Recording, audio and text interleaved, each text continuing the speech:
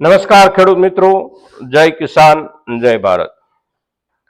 ખેડૂત મિત્રો, આપણી આ સૂક્ષ્મ પોષક તત્વોની સિરીઝમાં આપણે બે સૂક્ષ્મ પોષક તત્વો વિશે આગળ વાત કરી, જેમાં એક હતું ઝીંક અને એક લોહ। ઝીંક એટલે કે જસત અને લોહ એટલે કે ફેરસ, લોઢું, આપણે જે કંઈ કહીએ તે।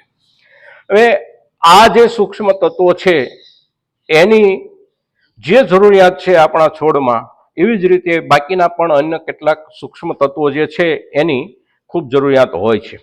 હવે એમાં એક સૂક્ષ્મ પોષક તત્વ, સૂક્ષ્મ પોષક આહાર સહાયક તત્વો પણ જેને કહી શકીએ એવું જે તત્વ છે એ છે મેંગેનીઝ। મેંગેનીઝ તત્વ જે છે એ છોડને કેવી રીતે મદદરૂપ થાય છે, આ એક સમજવા જેવી બાબત છે।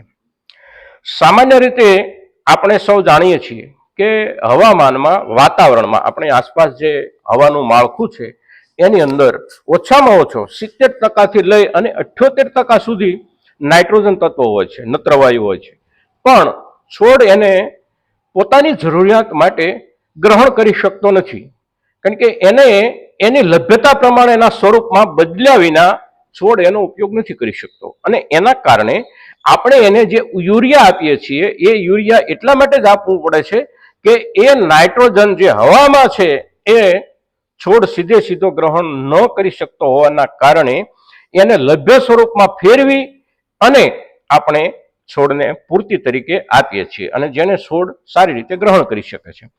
એવી જ રીતે કોઈ પણ વનસ્પતિ, અને વનસ્પતિથી આપણે આગળ જઈએ તો સૃષ્ટિ પરનો કોઈ પણ પદાર્થ એવો નથી કે જેની જરૂરિયાત સૂર્યપ્રકાશ ન હોય। સૂર્યપ્રકાશ એ એક એવી શક્તિ છે, બ્રહ્માંડીય શક્તિ છે કે એના વિના કોઈ પણ પદાર્થ ન તો બની શકે છે, ન તો કોઈ પણ પદાર્થ જીવંત રહી શકે છે। એટલે સૂર્યપ્રકાશ જે છે એ સૌથી અગત્યનો શક્તિ સ્ત્રોત છે। હવે સૂર્યપ્રકાશની જ્યાં સુધી મહત્તમ હાજરી હોય ત્યાં સુધી જ છોડ પોતાનો ખોરાક બનાવી શકે છે। એટલે જેટલો સૂર્યપ્રકાશ સારી રીતે ગ્રહણ કરી શકે એટલો એ પોતાનો ખોરાક વધારે બનાવી શકે। હવે સામાન્ય રીતે છોડ જ્યારે પોતાનો ખોરાક બનાવે છે ત્યારે જે રીતે સૂર્યપ્રકાશનો ઉપયોગ કરે છે એ જે પ્રક્રિયા છે એને પ્રકાશ સંશ્લેષણની ક્રિયા એવું વનસ્પતિ શાસ્ત્રમાં કહેવામાં આવે છે। હવે પ્રકાશ સંશ્લેષણની જે ક્રિયા છે એ સમગ્ર ક્રિયા ઝડપી બને, અસરકારક બને, એમાં મેંગેનીઝ તત્વ મહત્વની ભૂમિકા ભજવે છે। એટલે મેંગેનીઝ તત્વની ઉણપ જે છોડમાં હોય, જે વનસ્પતિમાં હોય, તો એ મેંગેનીઝ તત્વની ઉણપના કારણે એની જે પ્રકાશ સંશ્લેષણની ક્રિયા છે, સૂર્યપ્રકાશમાંથી ખોરાક બનાવવાની જે એની પ્રક્રિયા છે એના ઉપર વિપરીત અસર થાય છે। અને એ વિપરીત અસર જે એના ઉપર થાય છે એની સીધી વિપરીત અસર આપણા છોડ પર થતી હોય છે। એટલે મેંગેનીઝ તત્વ બહુ સૂક્ષ્મ માત્રામાં જરૂરી હોય છે, છોડને પણ જરૂરી હોય છે। એટલે મેંગેનીઝ તત્વ આપણે આપણા છોડને કોઈને કોઈ રૂપમાં આપવું પડે છે। હવે સવાલ એ છે કે સૂક્ષ્મ તત્વો જે આપણા છે એને કેવા સ્વરૂપમાં આપવાથી વધારે ફાયદો થાય છે, તો એમાં પણ જે ક્રિયા પ્રક્રિયાઓ છે એને પણ આપણે સમજવી પડશે। કયું તત્વ કેવી રીતે મળે તો વધારે લાભદાયક છે। જેમ કે ઝીંક તત્વ છે એ જમીનમાં આપણે આપીએ, માટીની સાથે ભળી જાય તો સૌથી વધારે અસરકારક છે। એની સાથે જે લોહ તત્વની આપણે ગઈકાલે વાત કરી હતી, ફેરસ સલ્ફેટ, તો ફેરસ તત્વ જે છે એ અને આપણું આ જે મેંગેનીઝ તત્વ છે, મેંગેનીઝ તત્વ અને લોહ તત્વ, આ બંને તત્વોને આપણે પ્રવાહી છંટકાવના રૂપમાં વનસ્પતિના, આપણા પાકના, આપણા છોડના એક તબક્કા પછી આપણે જો આપશું તો એને મહત્તમ લાભ થશે। હવે આપણે આને મેળવવું ક્યાંથી? તો મેળવવા માટે આપણી આસપાસમાં આપણે જે એગ્રો સેન્ટરો છે, એગ્રો ડિસ્ટ્રીબ્યુટરો જે આપણી આસપાસમાં છે, આ દરેક જગ્યાએથી આપણને આ સૂક્ષ્મ પોષક તત્વોથી બનાવેલા જે આહાર ઉપલબ્ધિઓ છે વનસ્પતિ માટેની એ આપણને મળી રહે છે। હવે